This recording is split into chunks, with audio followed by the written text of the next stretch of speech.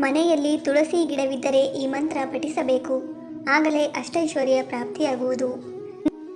ಹಿಂದೂ ಧರ್ಮದಲ್ಲಿ ತುಳಸಿ ಗಿಡವನ್ನು ದೇವರ ರೂಪವೆಂದು ಪೂಜಿಸುವ ಸಂಪ್ರದಾಯವಿದೆ. ತುಳಸಿ ಗಿಡವನ್ನು ವೃಂದ ಎಂದು ಕರೆಯಲಾಗುತ್ತದೆ. ಯಾವ ವ್ಯಕ್ತಿಯ ಮನೆಯಲ್ಲಿ ತುಳಸಿ ಗಿಡವಿರುತ್ತದೆಯೋ ಆ ಮನೆಯಲ್ಲಿ ಎಂದಿಗೂ ಹಣದ ಸಮಸ್ಯೆ ಎದುರಾಗುವುದಿಲ್ಲ ಎನ್ನುವ ನಂಬಿಕೆ ಇದೆ. ಹಾಗೂ ಇಂತಹ ಮನೆಯಲ್ಲಿ ಸಾಕ್ಷಾತ್ ಲಕ್ಷ್ಮೀದೇವಿಯು ನೆಲೆಸಿರುತ್ತಾಳೆ.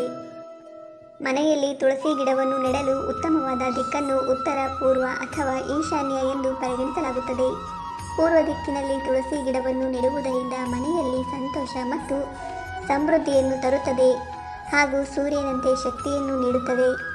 ಉತ್ತರ ದಿಕ್ಕಿನಲ್ಲಿ ತುಳಸಿ ಗಿಡವನ್ನು ನೆಡುವುದರಿಂದ ಧನಾತ್ಮಕ ಶಕ್ತಿಯ ಹರಿವು ಹೆಚ್ಚಾಗುತ್ತದೆ. ತುಳಸಿ ಗಿಡವನ್ನು ತಪ್ಪು ದಿಕ್ಕಿನಲ್ಲಿ ನೆಟ್ಟರೆ ಅದು ಒಣಗುವುದು ಮಾತ್ರವಲ್ಲದೆ ಬಡತನವೂ ಉಂಟಾಗುತ್ತದೆ. ತುಳಸಿಯನ್ನು ದಕ್ಷಿಣ ದಿಕ್ಕಿನಲ್ಲಿ ನೆಡಬೇಡಿ. ಇದು ಪೂರ್ವಜರೊಂದಿಗೆ ಸಂಬಂಧವನ್ನು ಹೊಂದಿರುವ ದಿಕ್ಕಾಗಿದೆ. ಈ ದಿಕ್ಕಿನಲ್ಲಿ ತುಳಸಿ ಗಿಡವನ್ನು ನೆಡುವುದರಿಂದ ತಾಯಿ ಲಕ್ಷ್ಮಿ ನಿಮ್ಮ ಮೇಲೆ ಕೋಪಿಸಿಕೊಳ್ಳಬಹುದು. ಅಲ್ಲದೆ ಇದನ್ನು ಪಶ್ಚಿಮ ದಿಕ್ಕಿನಲ್ಲಿ ನೆಡಬೇಡಿ. ಇದು ಆರ್ಥಿಕ ಬಿಕ್ಕಟ್ಟಿಗೆ ಕಾರಣವಾಗುತ್ತದೆ. ತುಳಸಿ ಪೂಜೆ ಮಂತ್ರ: ಮಹಾಪ್ರಸಾದ ಜನನಿ, ಸರ್ವ ಸೌಭಾಗ್ಯವರ್ಧಿನಿ, ಆಧಿ ವ್ಯಾಧಿಹರ, ನಿತ್ಯಂ ತುಳಸಿತ್ವಂ ನಮೋಸ್ತುತೆ. ಶಾಸ್ತ್ರದ ಪ್ರಕಾರ ಗುರುವಾರ ಅಥವಾ ಶುಕ್ರವಾರ ತುಳಸಿ ಗಿಡವನ್ನು ನೆಡಲು ಉತ್ತಮ ದಿನವೆಂದು ಪರಿಗಣಿಸಲಾಗಿದೆ.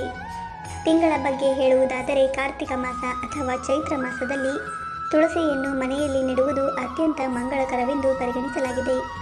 ಇದರಿಂದಾಗಿ ತಾಯಿ ಲಕ್ಷ್ಮಿ ಮನೆಯಲ್ಲಿ ನೆಲೆಸಿದ್ದಾಳೆ.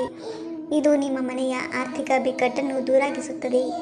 ಈ ದಿಕ್ಕಿನಲ್ಲಿ ತುಳಸಿ ಗಿಡವನ್ನು ನೆಟ್ಟರೆ ಮನೆಯಲ್ಲಿ ಸದಾ ಪ್ರೀತಿ ಮತ್ತು ಧನಾತ್ಮಕ ಶಕ್ತಿ ತುಂಬಿರುತ್ತದೆ ಎಂದು ಹೇಳಲಾಗುತ್ತದೆ.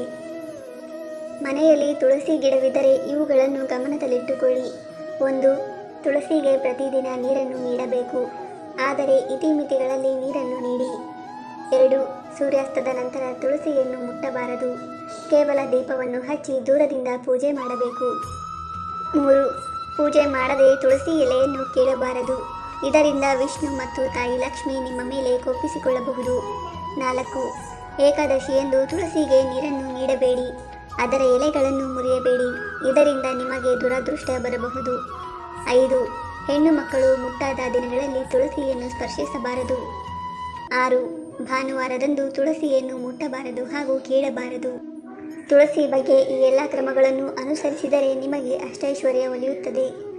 ಸ್ನೇಹಿತರೆ, ಮಾಹಿತಿ ಇಷ್ಟ ಆಗಿದ್ರೆ ಹಾಗೆ ಈ ವಿಡಿಯೋ ನಿಮಗೆ ಸ್ವಲ್ಪನಾದರೂ ಯೂಸ್ಫುಲ್ ಅಂತ ಅನಿಸಿದ್ರೆ ದಯವಿಟ್ಟು ವಿಡಿಯೋವನ್ನು ಲೈಕ್ ಮಾಡಿ. ಹಾಗೆ ನಮ್ಮ ಚಾನಲ್ಗೆ ಸಬ್ಸ್ಕ್ರೈಬ್ ಆಗೋದನ್ನು ಮರಿಬೇಡಿ.